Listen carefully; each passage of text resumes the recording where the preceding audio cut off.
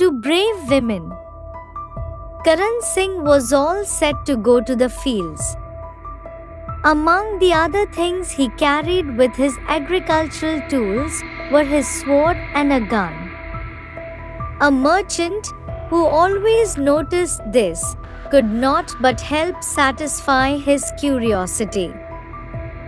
One day, as Karan set out to go the fields, the merchant asked him why he always carried his weapons along with his other agricultural tools. Karan Singh went to his shop and told him that even if he told him the reason, he might not understand it. Hence, he advised him to concentrate on his shop's accounts rather than focusing on matters that did not concern him.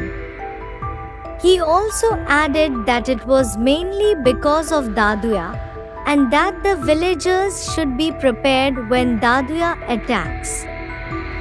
Hence, it was wise to always carry the weapons. The merchant had the least idea who Daduya was and asked him, "Who is Daduya and what does he want from us? Are there so many dacoits near our village?" Karan understood that the merchant was getting apprehensive. It was understandable because the dacoits always looted the merchants first, because they were also the local moneylenders. In order to pacify the merchant, he sat down and told him the story of Daduya, the famous dacoit. In those days, might was right and the sword belonged to those who used it with honor. Accordingly, the sword settled all quarrels. The village where Karan Singh and his brother Ram Singh stayed was called Pachegao. In addition, not too far from this place was the neighboring village of Fala. A Thakur Sahib, a very powerful man who had a large army of soldiers, ruled the neighboring village. The village of Pachegao mostly consisted of Rajput warriors who were united and stopped all attacks from the Thakur. Finally, the Thakur realized that he could not beat the Rajputs. Therefore, he turned to the dacoit, Daduya, for help. He promised to give one whole village in his territory if the dacoit could capture the particular village of Pachegao.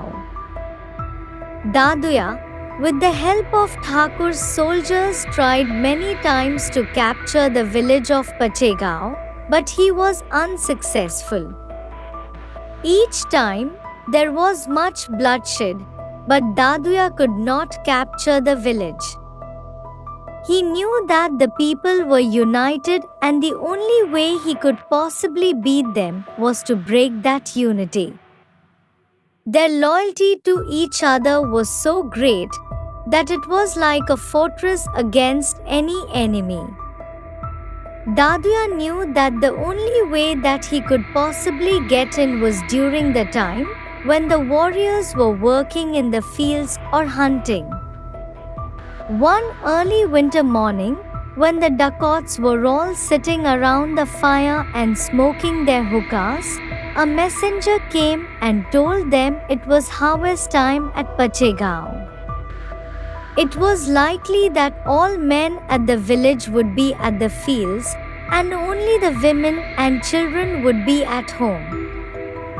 They knew that this was the ideal time to attack.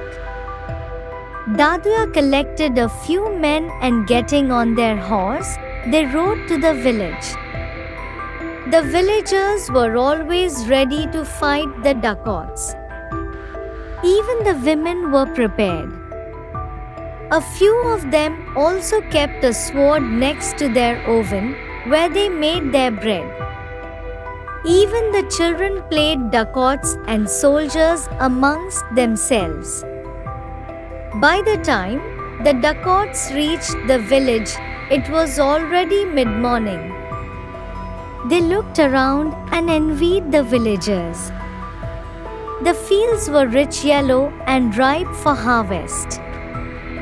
There was plenty of vegetables and dairy stock around. For a moment, Daduya thought of settling down and becoming a farmer. Meanwhile, Vama and Mala, the wives of Karan Singh and his brother Ram Singh, were busy cooking the afternoon meal in the kitchen. They were talking to themselves, and suddenly Vama said to Mala, "I feel very restless today. All the men are in the fields and only the women, children and old men are left in the village. What if the dacoits attack the village today?" Mala asked Vama not to worry and said, "They will not come, and even if they do, we have our sticks and swords." Mala went to the next room, brought out her sword, and pulled it out of the scabbard.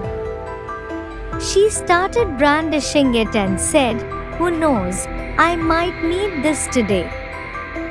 When the lunch was ready, then tied it into bundles and set out for the fields. The men saw the women coming and they stopped working. They gave their bullocks some grass to eat and proceeded to wash themselves in the stream. Then they all sat under the tree and began to eat. Suddenly, from far, the women saw in a cloud of dust horsemen fast approaching. Mala said, "This must be Daduya's men. He must have got word that the village is unguarded today." The men got up when they realized it was Daduya and his men. Soon, a fierce battle began, and in the ensuing battle, Karan Singh was badly wounded. Soon his brother was also shot dead.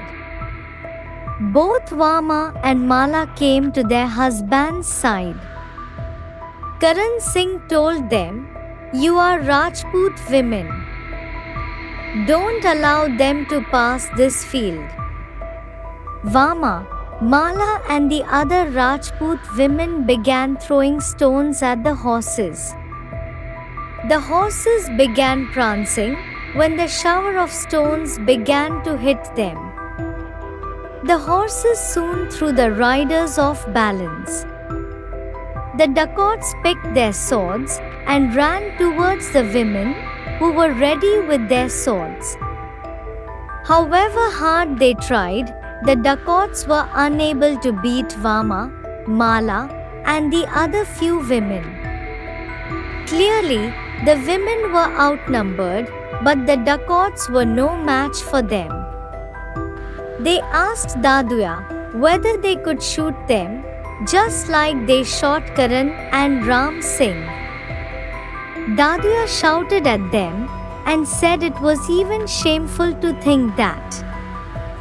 The fight went on, and soon only 4 of the 12 dacoits were remaining, while Vama and Mala were still fighting hard. They were slightly injured but showed no signs of stopping. Finally, Daduya decided to leave and return another day, now that the main men were dead.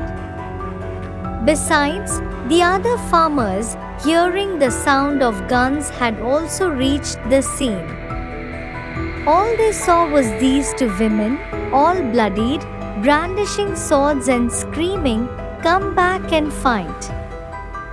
The farmers quickly attended to the wounds of the women and pacified them. Then they gave the dead men a hero's burial and returned to the village.